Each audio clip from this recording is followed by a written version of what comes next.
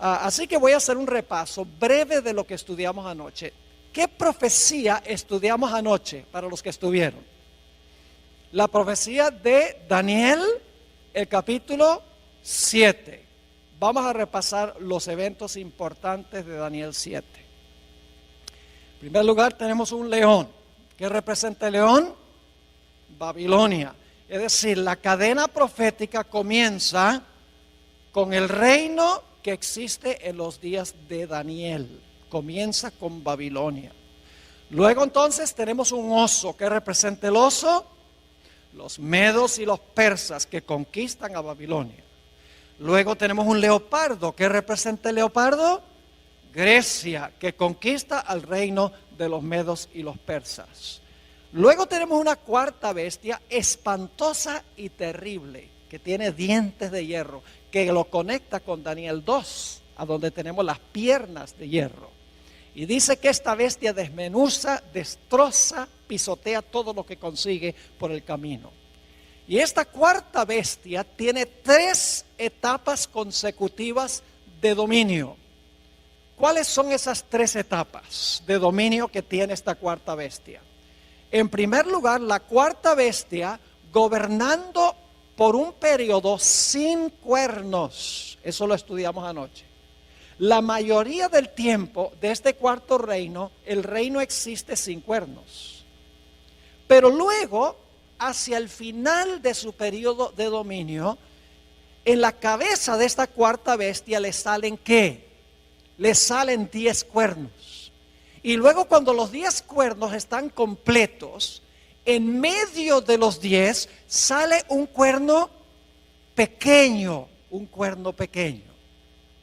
Ahora, nosotros estudiamos anoche qué representa todo esto. La cuarta bestia representa el imperio romano, sin cuernos. El imperio romano fue un imperio no dividido durante la mayor parte de su existencia. El imperio romano desde el año 168 a.C. hasta el año 476 después de Cristo fue un solo reino unido. Pero en el 476 el imperio romano se había dividido en 10 reinos como resultado de las invasiones de las tribus bárbaras en lo que hoy es Europa occidental. Y luego, cuando estaban esos reinos completos, se levantó el cuerno pequeño que anoche identificamos como Roma papal, el papado, no la Iglesia católica. Es un error decir que el cuerno pequeño representa la Iglesia católica, no, representa el papado. El papado es un sistema que une la Iglesia con el Estado. Eso es lo que significa la palabra papado, y eso lo vamos a ampliar más en nuestros estudios a través del día de hoy. Es decir, el cuerno pequeño gobierna 1260 años después que se levanta. Significa que el cuerno pequeño, el papado, gobernó desde el año 538 después de Cristo hasta el año 1798, cuando recibió una herida de muerte y quedó decomisada esta bestia. El papado quedó decomisado por un periodo de tiempo. Es decir, Daniel 7 nos ha llevado en la cadena profética a través de Babilonia, Medo-Persia, Grecia, el imperio romano dividido y el dominio papal hasta 1798. Es lo que se conoce como el método histórico de estudiar las profecías. No tenemos que adivinar, porque sabemos a dónde comienza la profecía. La profecía comienza con Babilonia en los días de Daniel. Sabemos dónde termina finalmente la profecía, aunque no incluimos eso anoche. Termina cuando Cristo toma el reino en Daniel 7. Y entonces podemos seguir la trayectoria desde su comienzo. Todos los reinos que se levantan en secuencia, podemos seguir la trayectoria hasta que la profecía alcanza su clímax. Sabemos a dónde estamos en cada etapa de la historia o de la cadena profética. Es un método matemático, un método sistemático, un método contextual de estudiar las profecías. Ahora, esta mañana queremos estudiar otra profecía paralela a la profecía de Daniel 7. Me refiero a Apocalipsis 13 y los versículos 1 al 10. Apocalipsis 13 y el versículo 1 al 10. Ahora vamos a leer los versículos 1 y 2 e inmediatamente vamos a ver la conexión con Daniel 7. Es decir, al leer estos dos versículos no nos va a caber duda alguna que hay una conexión entre Apocalipsis 13 y Daniel 7. Vamos a leer los versículos 1 y 2. Dice aquí Juan: me paré sobre la arena del mar y vi subir del mar una bestia que tenía 7 cabezas y 10 cuernos, y en sus cuernos 10 diademas, y sobre sus cabezas un nombre blasfemo. Y la bestia que vi era semejante a un leopardo, y sus pies como de oso, y su boca como boca de león, y el dragón le dio su poder y su trono y grande autoridad. ¿Cuántas bestias se mencionan aquí en el versículo 2? 4. ¿Se dieron cuenta o no? ¿Hay un león, sí o no? Sí. ¿Hay un oso? ¿Cómo no? ¿Hay un leopardo? ¿Hay una bestia espantosa y terrible? ¿Qué se le llama? ¿El qué? El dragón. ¿Cuántos cuernos tenía este dragón de Apocalipsis 13? Hay que regresar al capítulo 12, a donde habla de un dragón que trata de matar a un bebé y dice que ese dragón tiene 10 cuernos. Es decir, este dragón tiene 10 cuernos como el dragón de Daniel el capítulo 7.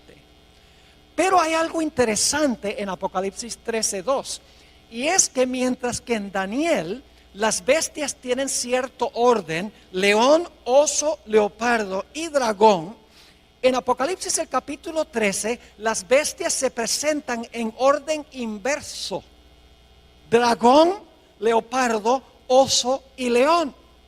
Y uno se pregunta, ¿por qué en Daniel empieza con el león y termina con el dragón, mientras que en Apocalipsis el capítulo 13 comienza con el dragón y termina con el león? La razón es muy sencilla. Daniel está viviendo en el periodo del león y está mirando hacia adelante, mientras que Juan está viviendo en el periodo del dragón, el imperio romano, y está mirando hacia atrás. Esto demuestra claramente la trayectoria profética. Ahora, hay un punto crucial que quiero recalcar, y es que la bestia de Apocalipsis 13 representa lo mismo que el cuerno pequeño. Esa es una premisa básica. El cuerno pequeño y la bestia representan el mismo poder. Y ustedes dirán, pastor, ¿cómo sabe usted que el cuerno pequeño y la bestia representan el mismo poder? Hay 3 razones por las cuales sabemos que el cuerno pequeño y la bestia representan el mismo poder histórico. La primera razón es que el cuerno pequeño y la bestia están en el mismo punto de la secuencia. En Daniel 7 tenemos león, oso, leopardo, dragón, 10 cuernos, cuerno pequeño. Mientras que en Apocalipsis el capítulo 13 tenemos también león, oso, leopardo, dragón, 10 cuernos, bestia. Es decir, la bestia se encuentra en la misma secuencia, en el mismo lugar en la secuencia que el cuerno pequeño. Así que como se encuentra en el mismo lugar en la secuencia o en la cadena profética, sabemos que el cuerno pequeño y la bestia representan el mismo poder. Es decir, en primer lugar sabemos que la bestia y el cuerno pequeño son el mismo poder porque están en el mismo lugar en la cadena profética. Hay una segunda razón. La segunda razón es que el cuerno pequeño y la bestia desempeñan las mismas actividades, tienen las mismas características. Ustedes recuerdan que el cuerno pequeño dice que persiguió a los santos del Altísimo. Dice también que el cuerno pequeño habló blasfemias contra el Altísimo y pensó que podía cambiar ¿qué? La ley de Dios. Ahora en Apocalipsis 13, si van conmigo, Apocalipsis 13 y el versículo 7, fíjense lo que se dice de la bestia. Dice, y se le permitió hacer guerra contra los santos y ¿qué? Y vencerlos. ¿La bestia hizo lo mismo que el cuerno pequeño, sí o no? ¿Persiguieron ambos a los santos? Claro que sí. Ahora noten Apocalipsis 13 y el versículo 5, la primera parte. Dice, también se le dio boca que hablaba grandes cosas y blasfemias. ¿La bestia hablaba blasfemias, sí o no? ¿El cuerno pequeño habló blasfemias? Claro que sí. Es decir, que el cuerno pequeño y la bestia desempeñan las mismas acciones. Ahora ustedes dicen, ¿dónde está en Apocalipsis 13 el cambio de la ley? Aparentemente no aparece en Apocalipsis 13, pero sí aparece.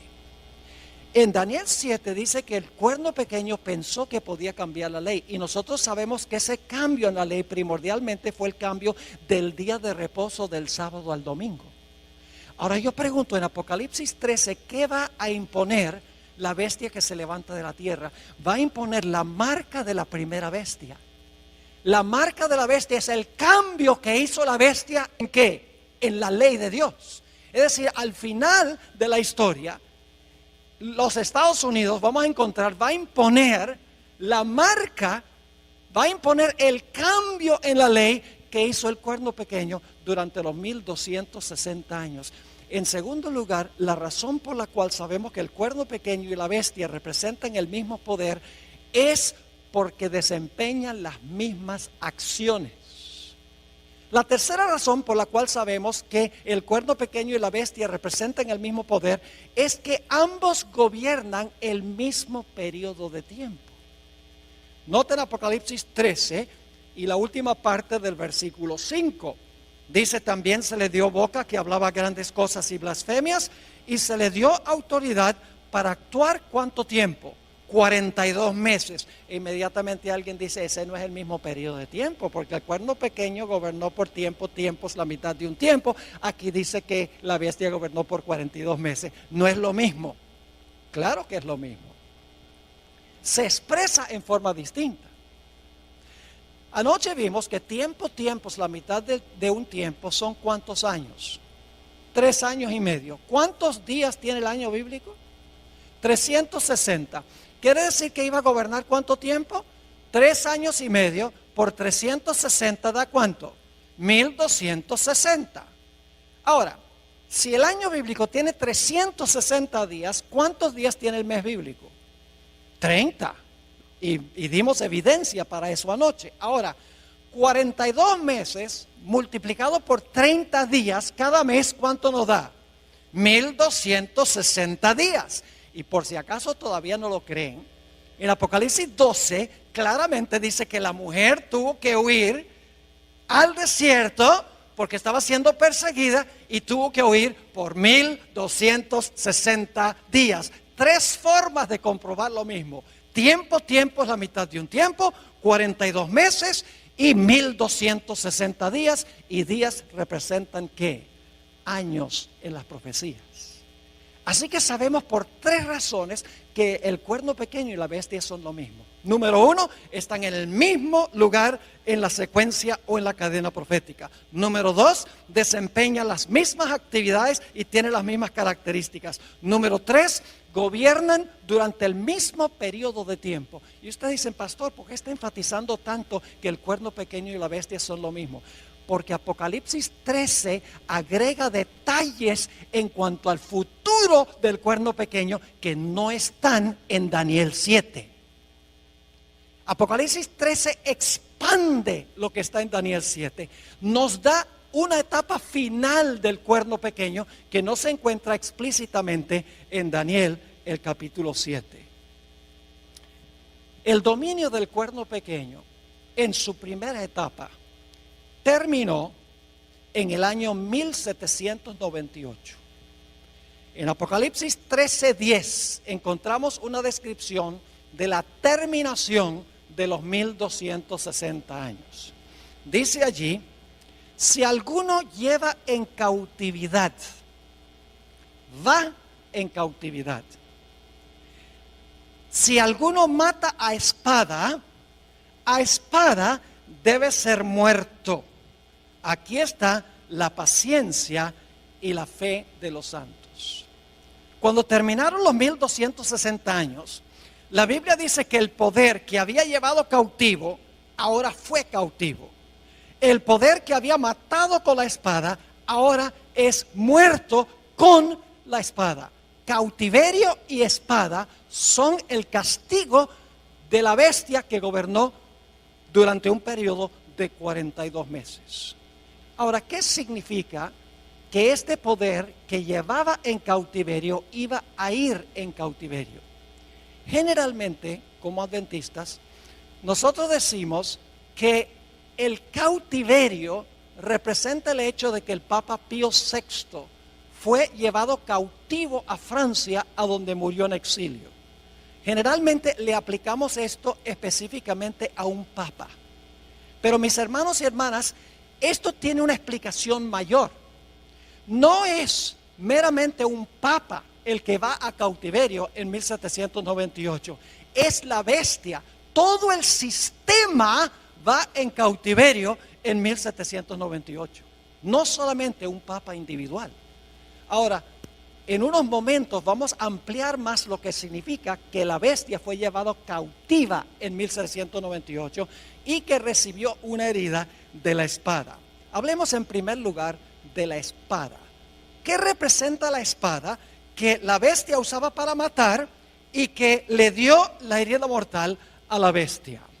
Si yo les preguntara qué representa la espada, probablemente muchos dirían, bueno, la espada representa la Biblia, la palabra de Dios. Y en verdad en la Biblia, la espada representa la palabra de Dios. No podemos negar eso. Porque el apóstol Pablo dice en Efesios 6:17 que tomad el yelmo de la salvación y la espada del Espíritu, que es la palabra de Dios. Es decir, en la Biblia la espada puede representar la palabra de Dios, pero aquí en este pasaje no representa la espada la palabra de Dios. La espada que hirió a la bestia no es la Biblia, no es la palabra de Dios. Y usted dice, pero pastor, si claramente Pablo dice que la espada del Espíritu es la palabra de Dios. Escuchen bien, hermanos y hermanas, en la Biblia los símbolos no siempre significan lo mismo. Por ejemplo, si yo les preguntara qué representa un león, ¿qué me dirían? ¿Un león puede representar a Jesús? El león de la tribu de Judá. ¿Puede representar a Satanás? Anda cual león rugiente buscando a quien devorar. ¿Puede representar a Babilonia? ¿Puede representar a Judá, hijo de Jacob? Nada más porque encuentra la palabra león, no significa que la palabra león representa lo mismo a través de toda la Biblia. Si yo les preguntara qué representa levadura, ¿qué me dirían? La gente dice pecado, pero no solamente representa el pecado, porque en la parábola que dio Jesús de la levadura, donde se coloca la levadura en la masa y la masa crece, la lección de Jesús es que cuando el Espíritu Santo está en la iglesia crece. Es decir, levadura allí no significa pecado. No podemos creer que cuando se coloca el pecado en la iglesia crece. No, cuando se coloca el Espíritu Santo, la iglesia crece. Otro ejemplo, la expresión hijos de Dios. Algunas personas dicen, en el libro de Job dice que vinieron a presentarse los hijos de Dios delante de Jehová, entre los cuales vino Satán. Claramente son ángeles. Así que dicen, en Génesis 6, cuando dice que los hijos de Dios vieron que las hijas de los hombres eran hermosas, entonces esos fueron ángeles que cohabitaron con mujeres humanas. ¿Han oído esa interpretación? Y luego produjeron un híbrido que era parte ángel y parte ángel caído y parte humano. Pero lo que están haciendo es cometiendo el error de decir que la expresión hijo de Dios significa lo mismo en todos los contextos. Yo pregunto, la expresión hijo de Dios puede significar otra cosa en otros contextos. Nosotros somos hijos de Dios. Mirad cuál amor nos ha dado el Padre, que seamos llamados hijos de Dios. Entonces todos somos angelitos. No, la expresión hijos de Dios varía de acuerdo al contexto en el cual se encuentra. Así que cuando aquí dice que la espada hirió a la bestia, nada más porque Pablo dice que la espada del Espíritu es la palabra de Dios, no significa que aquí la espada representa la Biblia o la palabra de Dios. Aquí la espada no puede representar la palabra de Dios. Y usted dice, ¿por qué no? Escuchen bien. Dice que la bestia usaba la espada para matar. Yo pregunto, ¿el papado usaba la Biblia para matar a la gente? ¿El papado usaba la Biblia para matar a la gente? No. Así que podemos saber que esta espada que hirió a la bestia no puede ser la Biblia, porque dice que la espada que la bestia usaba para herir es la misma espada que le iba a dar la herida mortal. Entonces, claro, la clave es ¿qué representa entonces en Apocalipsis 13 la espada? La Biblia le da otra explicación a la espada. Romanos 13 y el versículo 1 al 4 habla de otra interpretación de lo que es la espada. Y esta interpretación se aplica a Apocalipsis 13. Dice allí en Romanos 13, 1 al 4, sométase toda persona a las autoridades superiores. ¿Quiénes son las autoridades superiores? El gobierno, muy bien, el poder civil. Porque no hay autoridad sino de parte de Dios. Y las que hay por Dios han sido establecidas. De modo que quien se opone a la autoridad, es decir, al poder civil, a lo establecido por Dios resiste. Y los que resisten acarrean condenación para sí mismos. Porque los magistrados, ahí está hablando del gobierno, porque los magistrados no están para infundir temor al que hace el bien, sino al malo. ¿Quieres pues no temer la autoridad? ¿Quieres no tenerle miedo al gobierno, al poder civil? Haz lo bueno y tendrás alabanza de ella. Y ahora viene el versículo clave. Porque es servidor de Dios para tu bien. Pero si haces lo malo, teme, porque no en vano que lleva la espada, pues es servidor de Dios, vengador para castigar al que hace lo malo. ¿Quién tiene la espada? El poder civil tiene la espada. ¿Y cómo usa el poder civil la espada? Yo pregunto, si una persona le roba a otra persona, ¿el poder civil usa la espada para encarcelar a esa persona? ¿Cómo no? En algunos estados, como Texas, si un individuo es culpable de asesinato, el poder civil usa la espada para ejecutar el decreto de muerte contra esa persona. ¿Cómo no? La espada significa la capacidad que tiene el poder civil para castigar violaciones del Código Civil. Usa la espada para castigar a los que violan el Código Civil, que violan las leyes legítimas del gobierno. No es la Biblia, es la capacidad de castigar violaciones del Código Civil. Es decir, la espada la posee el poder civil. La iglesia tiene su espada. ¿Y cuál es la espada de la iglesia? La Biblia. ¿Y cómo usa la iglesia su espada? Cualquiera que no está de acuerdo, le cortan la cabeza. Estoy hablando sarcásticamente. No. En el día postrero tendrán que arreglárselas con Dios. Pero la iglesia se le ha dado la espada, y la espada la usa predicando el evangelio. Yo estoy usando la espada ahora. Pero el poder civil también tiene su espada. Y la espada es la capacidad de castigar violaciones del Código Civil que disturbian el orden social o la paz de la sociedad, la propiedad, la vida, la reputación, etcétera. Así que en 1798 lo que sucedió fue que el poder civil de Francia, que antes le daba la espada a la iglesia, ahora le quitó de la mano la espada y con esa espada se le volcó en contra y le dio una herida mortal al papado. Es decir, la herida mortal es cuando se levantó el poder civil en contra del papado, porque antes el papado había usado el poder civil para castigar violaciones de la iglesia. Cualquiera que no estaba de acuerdo con lo que enseñaba la iglesia decía al poder civil: mira, toma tu espada y castiga a esa persona, échalo a la cárcel, o incinéralo, o ponlo en la cárcel, o tortúralo. eso es lo que hacía la iglesia, usaba la espada del poder civil para castigar violaciones religiosas.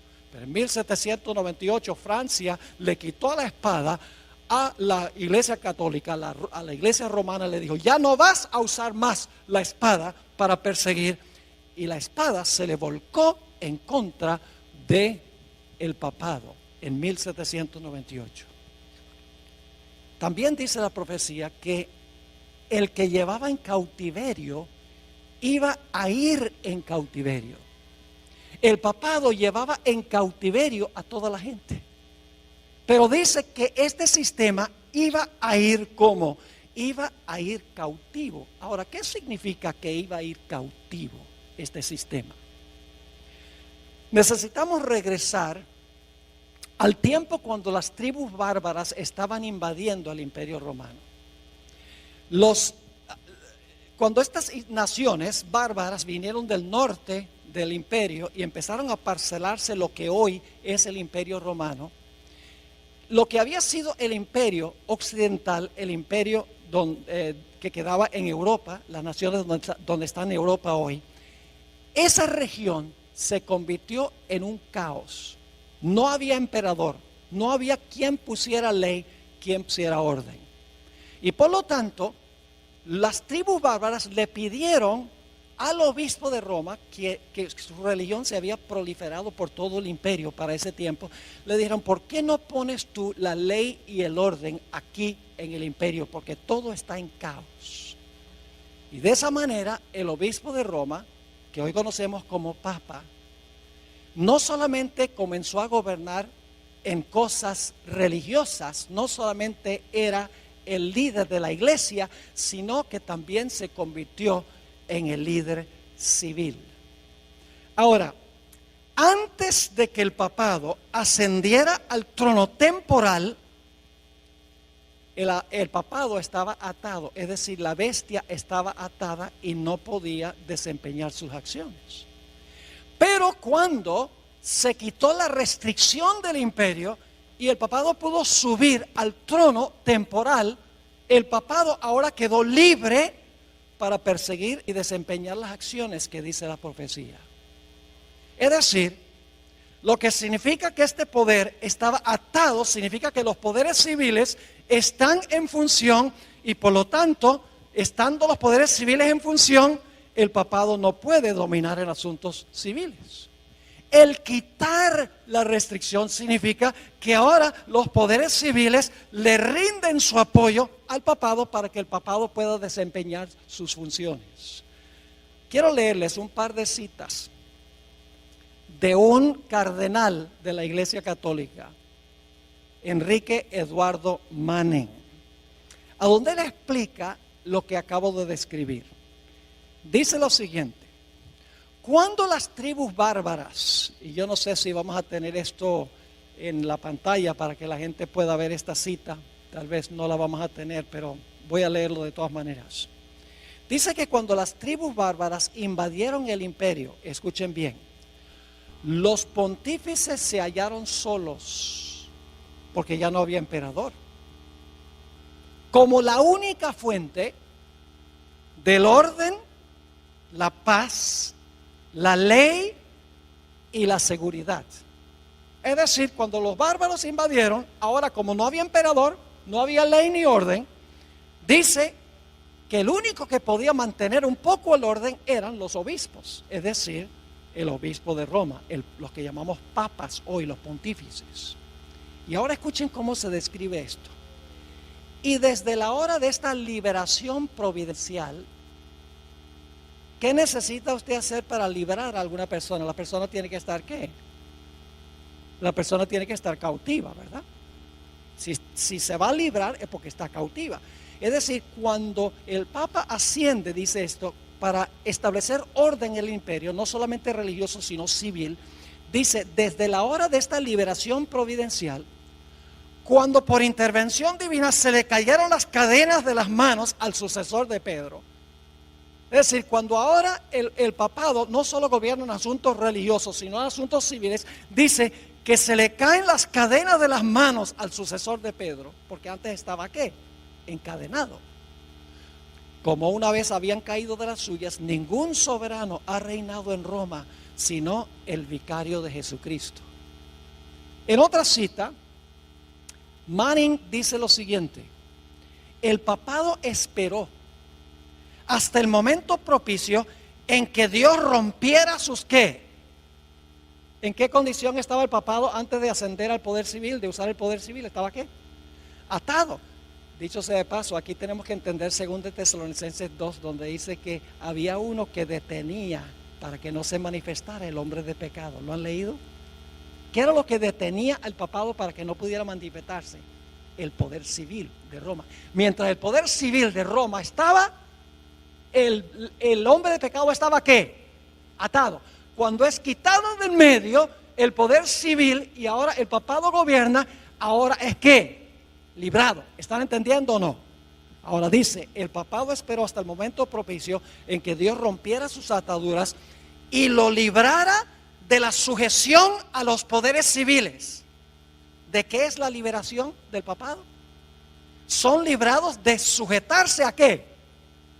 A los poderes civiles, colocándolo así sobre el trono como dueño de su propia soberanía temporal. En 1798 lo que sucedió fue que la espada del poder civil de Francia, donde antes Francia usaba la espada para defender a la iglesia, el gobierno francés dijo, le quitó la espada y dijo, ya no te vamos a prestar la espada. La espada se levantó en contra del papado, le dio la herida mortal.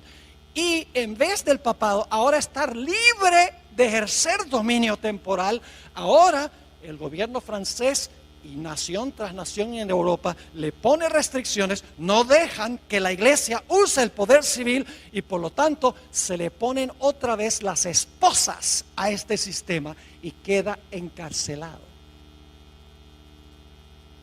Yo pregunto, ¿qué tendría que suceder para que este poder recupere su libertad y se sane de su herida? ¿Qué tendría que pasar? Tendría que recuperar el apoyo de la espada ¿qué? Del poder civil. Y tendría que permitir las naciones del mundo que este poder los use de nuevo y entonces el papado ya no estaría restringido, sino que estaría ¿qué? Libre. Eso fue lo que sucedió en 1798. La iglesia quedó atada en el sentido de que ya no podía usar los poderes civiles. Recibió la herida mortal de la espada porque la espada ya no se prestó para ser usada por la iglesia para perseguir a aquellos que no concordaban con ella. Pero la profecía de Apocalipsis 13 nos dice que habrá otra etapa del cuerno pequeño o de la bestia. Apocalipsis 13 y el versículo 3 nos dice, después vi otra bestia, antes de eso, 13:3, vi una de sus cabezas como herida de muerte, y ahora escuchen lo que sucede, pero su herida mortal fue sanada, y se maravilló toda la tierra en pos de la bestia. Yo pregunto, ¿este poder va a recuperar su dominio? Sí. Recibió una herida mortal en 1798. Fue a cautiverio. Los poderes civiles ya no podían ser usados por este sistema. Pero la Biblia nos dice que este poder que recibió una herida de muerte, su herida mortal será sanada. Y toda la tierra se maravillará en pos de este sistema. Y claro, surge la pregunta, ¿cómo puede suceder esto? ¿Qué nación en su sano juicio le devolvería la espada y la libertad a este sistema tan despótico? Ahora llegamos a un punto, hermanos y hermanas, que parece casi increíble lo que vamos a estudiar en los próximos minutos.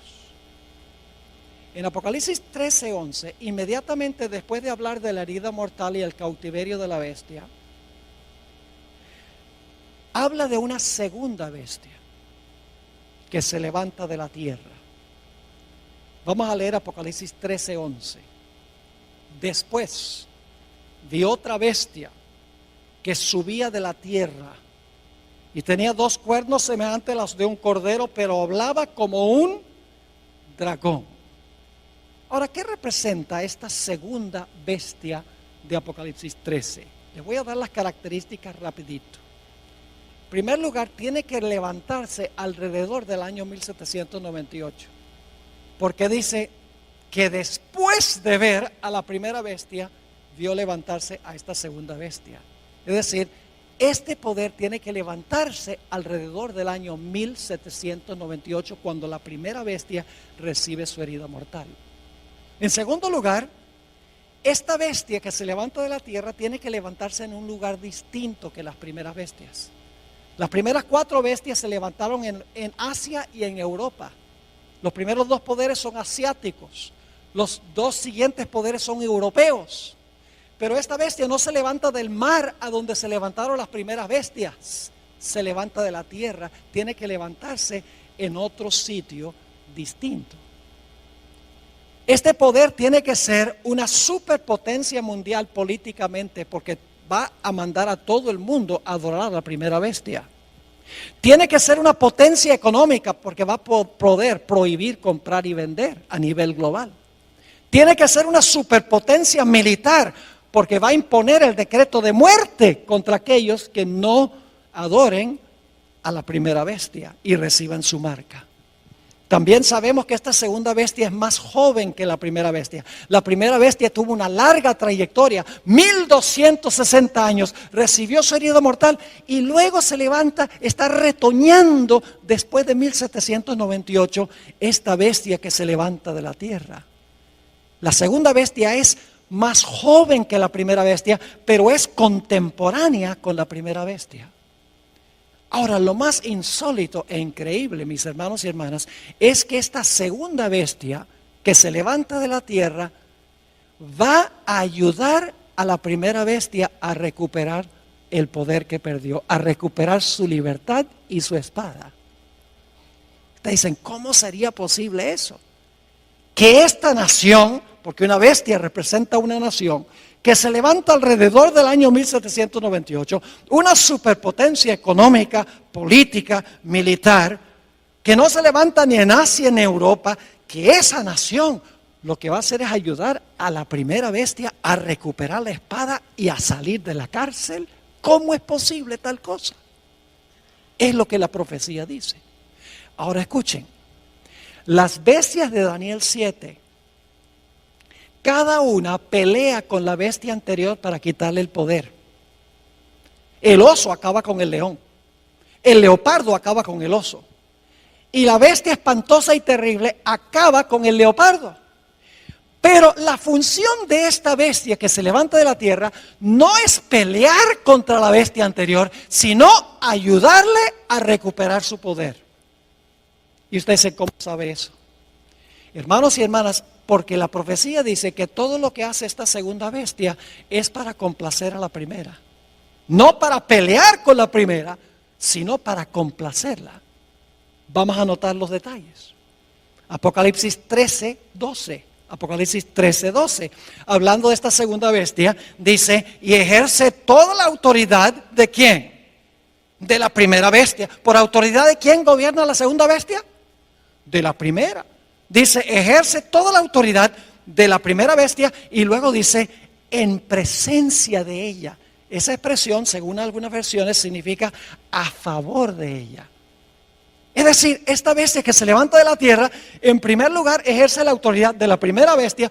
Todo lo que hace es con el fin de favorecer a la primera bestia. Y luego sigue diciendo, y hace que la tierra y los moradores de ella adoren a la primera bestia. Fíjese, ejerce la autoridad de la primera bestia. Lo que hace, lo hace en presencia de la primera bestia. Además de eso, manda a todos a adorar a la primera bestia. ¿Y sabe qué más hace? Una imagen de la primera bestia. Impone la marca de la primera bestia. ¿Cuál es la función de esta segunda bestia? Todo lo que hace es para ayudar a la primera bestia a recuperar el poder que perdió cuando recibió la herida mortal. Yo pregunto, ¿cuál nación sería esta? Una nación que no es asiática ni europea, una nación que es una superpotencia económica, militar y política, una nación que se levantó alrededor del año 1798 en otro lugar distinto. ¿Cuál es la única nación que puede estar representada aquí? No cabe duda, las características indican claramente que esta nación representa a los Estados Unidos de América. Dice, pastor, esto es ridículo. Usted está diciendo que los Estados Unidos, que incorporó en su constitución la libertad civil y religiosa, que le va a devolver al papado su libertad y le va a brindar otra vez la espada del poder civil para perseguir a los que no están de acuerdo con lo que enseña y practica la iglesia. Pastor, eso es ridículo. Nunca podría pasar en este país de la libertad. Yo pregunto, ¿en qué se parece un cordero a un dragón? En nada. Esta es una bestia contradictoria. Porque mientras que tiene dos cuernos como de cordero, ¿qué hace? Habla como dragón. Ahora necesitamos dedicar unos minutos a hablar de la característica principal que yo veo aquí que necesitamos entender. Los dos cuernos como de cordero que tiene esta bestia. La bestia esta representa a los Estados Unidos. Las características son demasiado claras. Y dice que esta bestia tiene dos cuernos como de cordero. Ahora la pregunta clave es, ¿qué representan los dos cuernos como de cordero? El paralelo más cercano que tenemos se encuentra en Daniel 8. Así que vamos a Daniel 8, el capítulo 8 y el versículo 3. Ahí encontramos un carnero. ¿Y cuántos cuernos tiene el carnero? Dos cuernos tiene el carnero. Es una sola nación, porque es un solo carnero. Pero ese solo carnero tiene ¿qué? Tiene dos cuernos. Dice allí, en Daniel 8:3, alcé los ojos y miré. Y he aquí un carnero, una sola bestia, que estaba delante del río y tenía dos cuernos. Y aunque los cuernos eran altos, uno era más alto que el otro y el más alto creció después. Así que quiero que se imaginen un carnero, que es un cordero macho. El carnero tiene dos cuernos, una nación con dos cuernos. Ahora la pregunta clave es, ¿qué representan los dos cuernos? Los dos cuernos representan dos reinos en esa misma nación. Noten el versículo 20. El versículo 20 tiene la explicación. Dice, en cuanto al carnero que viste, que tenía dos cuernos, estos son los reyes ¿de qué? De Media y de Persia. Era una nación que se componía de dos reinos. Entonces yo pregunto, ¿qué representan los dos cuernos como de cordero? Tiene que ser una sola nación porque es una sola bestia. Pero como tiene dos cuernos como de cordero, debe ser una nación que se compone de dos ¿qué? De dos reinos, porque los cuernos representan reinos. Usted no puede decir que los 10 cuernos en la cabeza del dragón son reinos. Y los dos cuernos aquí en la cabeza del carnero son reinos. Pero en Apocalipsis 13, entonces los dos cuernos no son reinos. Cuernos en cabeza de bestia son reinos. Es decir, esta bestia de Apocalipsis 13 es una sola nación, una sola bestia, pero en esa nación existen lado a lado dos reinos.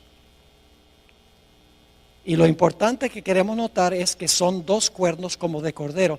Son dos reinos, los mismos dos reinos que reconoció Jesús, el Cordero de Dios, porque la palabra cordero aparece 29 veces en Apocalipsis y siempre se refiere a Jesús. Es decir, los dos cuernos representan los dos reinos que reconoció Jesús, el Cordero de Dios. E inmediatamente nos preguntamos, ¿cuáles dos reinos reconoció Jesús, el Cordero de Dios? La Biblia lo dice. Mateo 22, versículo 19 al 21. Mateo 22 y el versículo 19 al 21. Aquí Jesús claramente dijo que representan los cuernos. Le traen una moneda del tributo a Jesús y le dicen, ¿debemos devolverle los taxes a César, sí o no?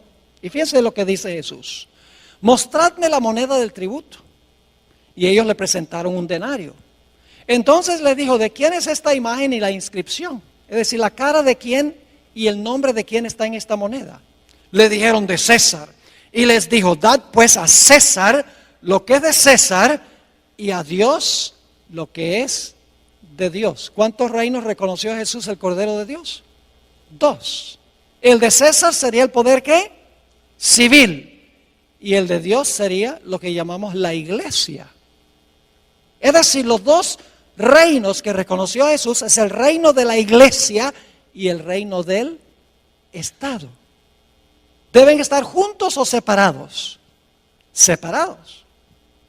Por ejemplo, ¿qué obligación financiera tenemos nosotros con la iglesia?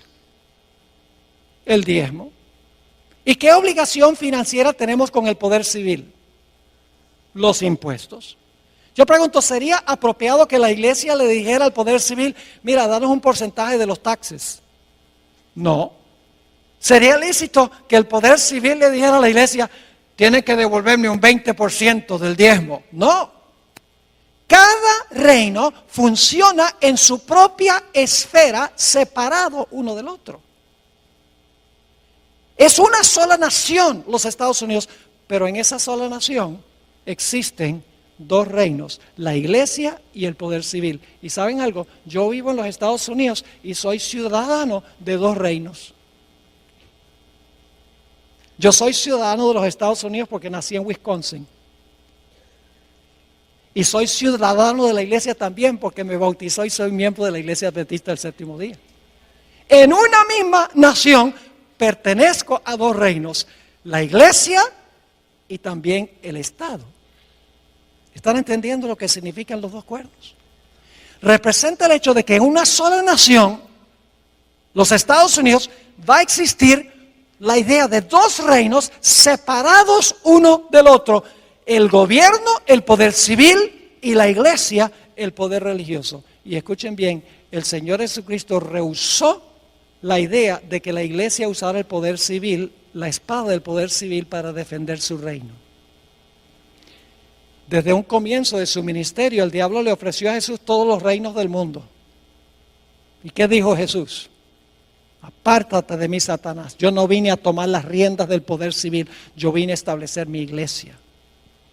Jesús reconoció la existencia de 2 reinos. Noten Juan 18:36. Aquí Jesús está en una entrevista personal con Pilato y Pilato le pregunta, bueno, ¿eres tú un rey, Jesús? Y fíjense lo que dijo Jesús.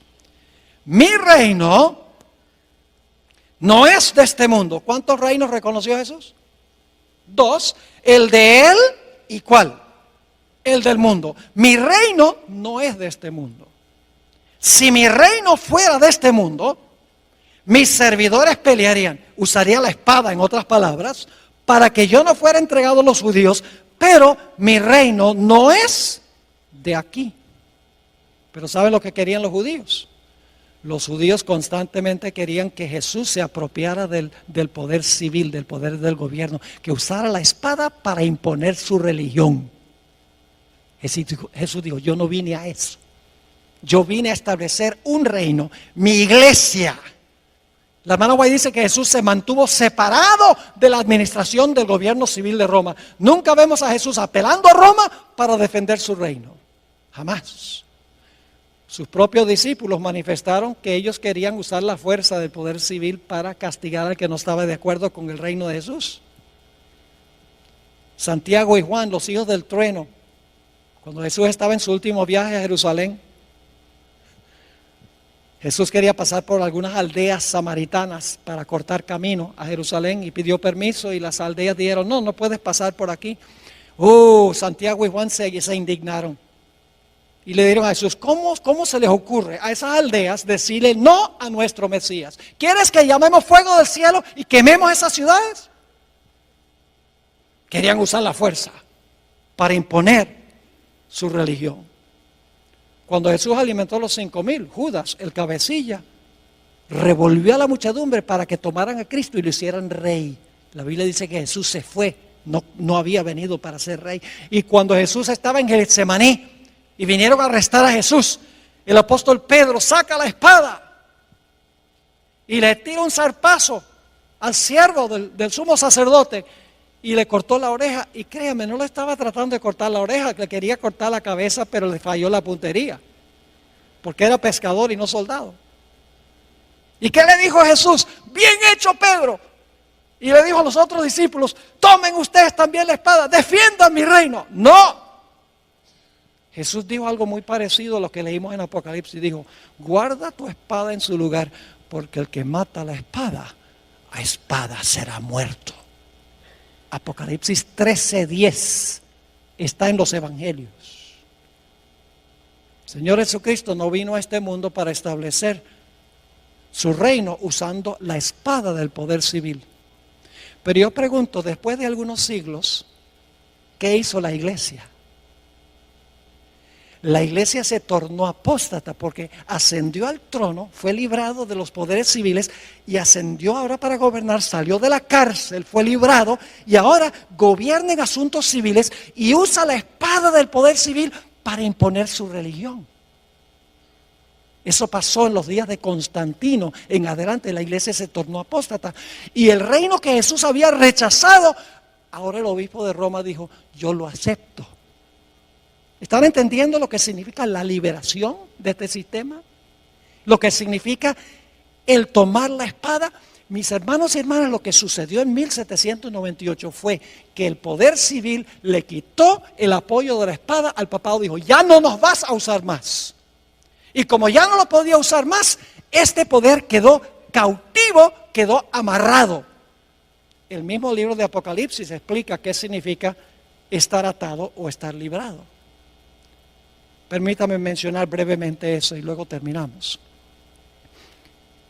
Yo pregunto, ¿el diablo hoy en día está suelto causando desastres? ¿Por qué puede Satanás hoy en día causar tantos desastres? Porque él tiene gente que lo apoya, ¿sí o no? Mientras tiene sus gentes, primordialmente los reyes de la tierra, está libre.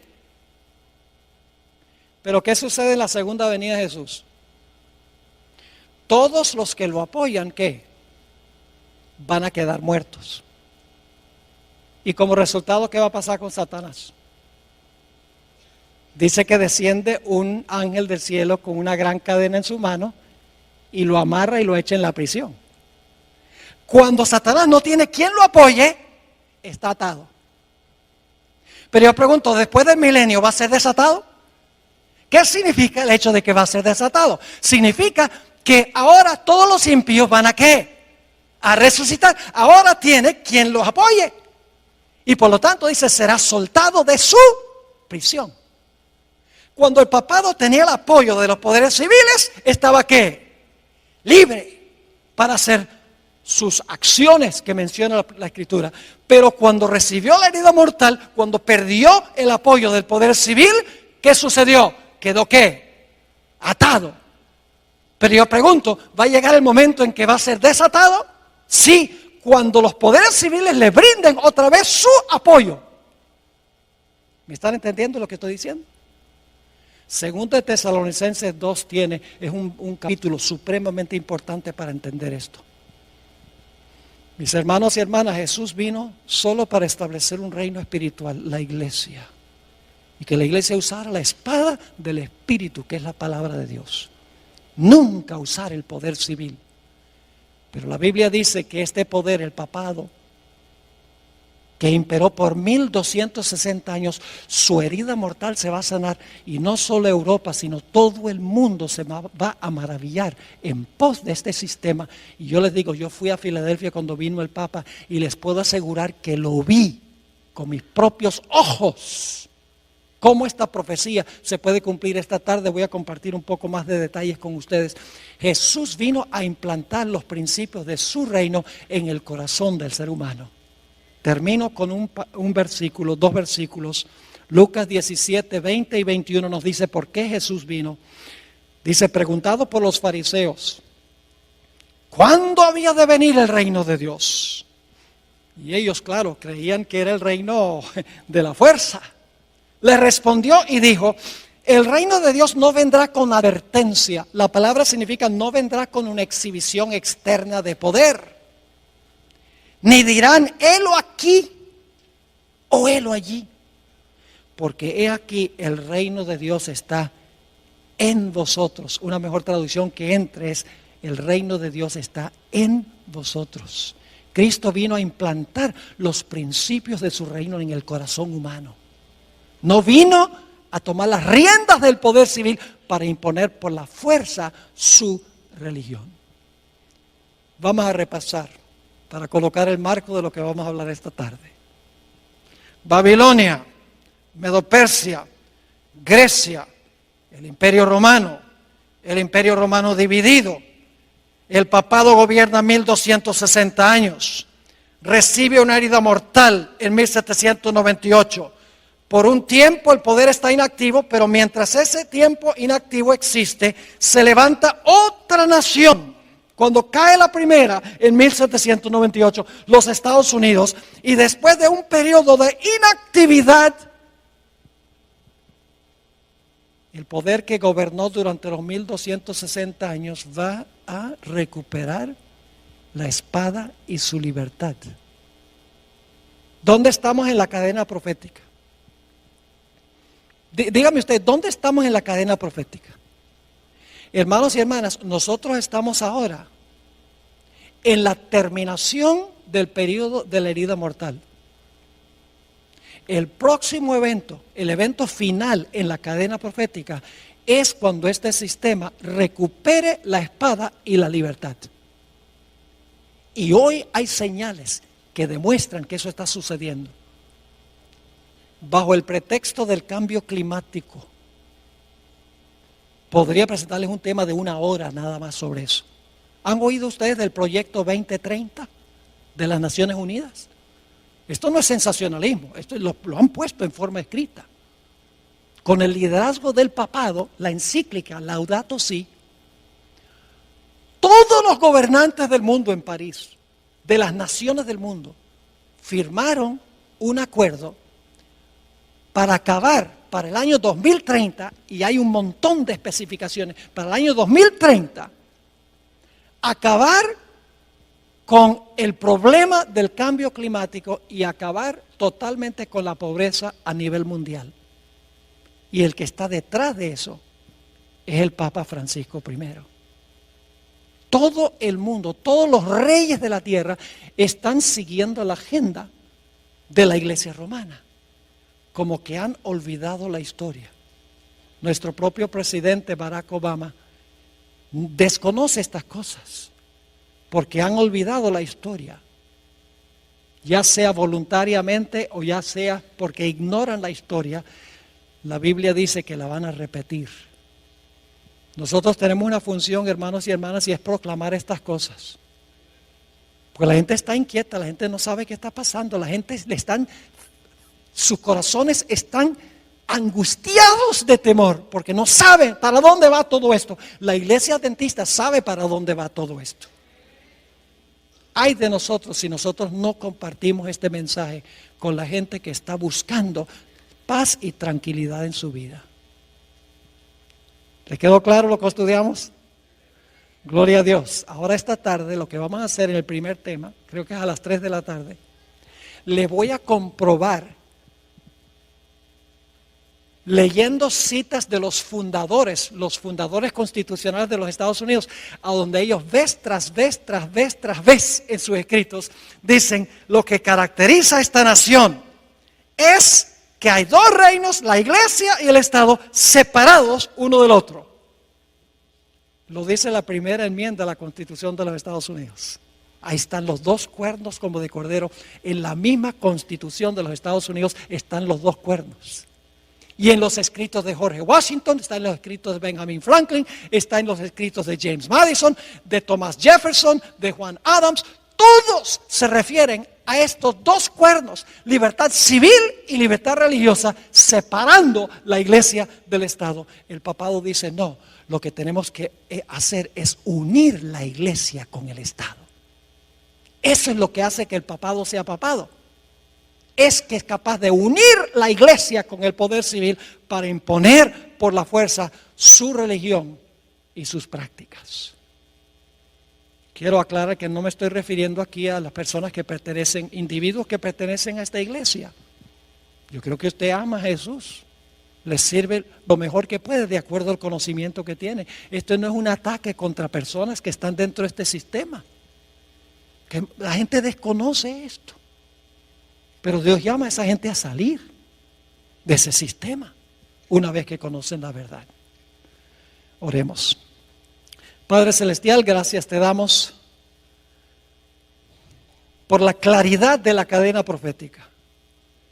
No tenemos que especular, ni adivinar, ni conjeturar, ni sensacionalizar. Todo está en su orden exacto, como ha sucedido y sucederá. Padre, no es suficiente conocer estas cosas. Necesitas, a través de tu Santo Espíritu, que nuestra vida espiritual se caliente. Que sintamos este celo por proclamarle al mundo estas grandes verdades. Para que puedan tener una relación más estrecha contigo y puedan formar un carácter a prueba de fuego. Gracias te damos, Señor, por el privilegio de estar en este lugar tan cómodo. Pronto este privilegio terminará. Ayúdanos, Señor, en estos tiempos de relativa prosperidad a aprovechar los privilegios que tú nos concedes y a cumplir nuestra responsabilidad. Gracias, Padre, por habernos acompañado y por acompañarnos esta tarde. Te lo pedimos en el precioso nombre de nuestro Señor y Salvador Jesús. Amén. Amén.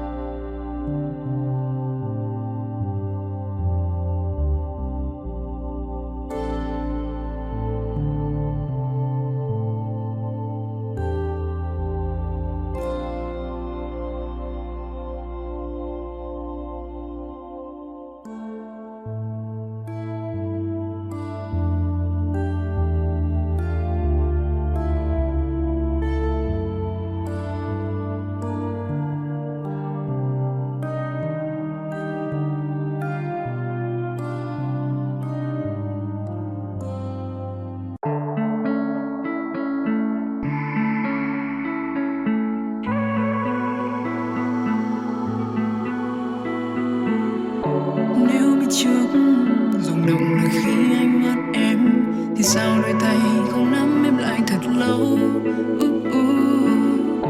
Nếu biết trước khoảng cách dài ngang đôi phương, thì mây đã có nhớ mưa khi đêm về quanh. Ta như mát mùa thu vội đi xa, để lại bên kia cứ trông mong ta mãi nhớ mỗi khi đêm về. Gió như xé nát bờ vai ai, chẳng kịp thốt nên lời một lần thôi vì mãi ta rời xa. Để những nỗi buồn cứ vẫn bị ai yêu ôi, để những tháng ngày nhai bức tranh xưa gửi vào cát bụi một kiếp đau thương. Lắng động khi ôm ta theo cùng mây xa ngàn phương.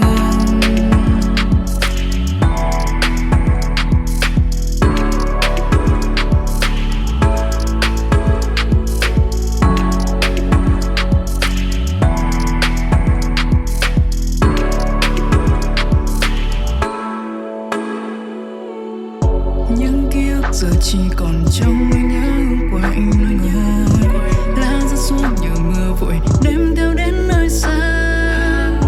Vẫn những tiếng lòng ai giờ đang sát bóng nơi nhà, tập quên về những nỗi nhớ cô đơn một mình.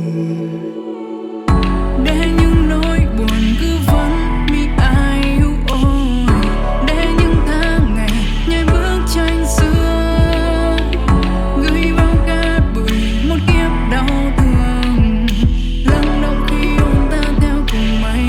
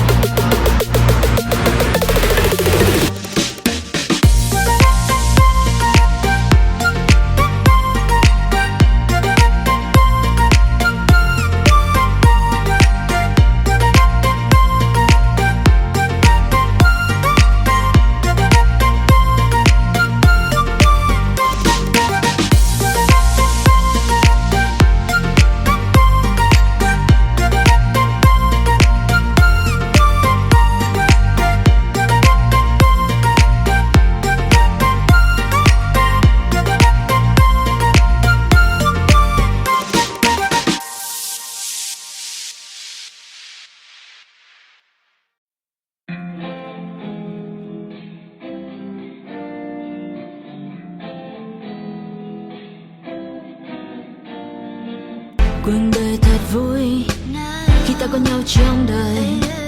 Một ngày cứ thế trôi qua và ta nhận lại bao nhiêu tiếng cười. Mình chỉ nhau đi quanh phố phường. Anh là người khiến con tim em mất thương. Chỉ cần ngày và nắng lên đèn Facebook được sáng tên là cuộc đời của ta cứ trôi như êm đềm. Chỉ cần ngày và nắng lên đèn Facebook được sáng tên là cuộc đời của ta sống trong mini game. Mình nhảy múa trong phòng toàn hơi men, cùng đắm say trong điệu nhạc cũ mềm. Mình cùng đưa nhau sang Paris để ngân trái tim ta thân thì làm những điều mà ta muốn khi nhạc trình thì ta xuống uống cạn ly khi trái đến nơi đây vẫn còn suy. Đừng mơ đến được vì như hồng màu bất chế độ yêu anh như tình yêu màu hồng.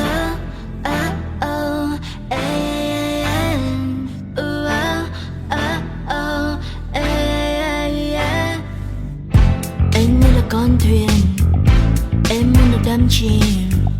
Anh như là cơn nghiện, làm con tim em yêu đến phát điên. Mình chỉ nhau đi quanh phố phường. Anh là người khiến con tim em mất thương. Chỉ cần ngày và nắng lên đèn Facebook được sáng tên là cuộc đời của ta cứ trôi như êm đềm. Chỉ cần ngày và nắng lên đèn Facebook được sáng tên là cuộc đời của ta sống trong mini game. Mình nhảy múa trong phòng toàn hơi men, cùng đắm say trong điệu nhạc cũ mềm. Mình cùng đưa nhau sang Paris để ngân trái tim ta thân thì làm những điều mà ta muốn khi nhạc trình thì ta xuống uống cạn ly khi trái đến nơi đây vẫn còn suy. Để mơ đến được vì như hồng màu bất chế độ yêu anh như tình yêu màu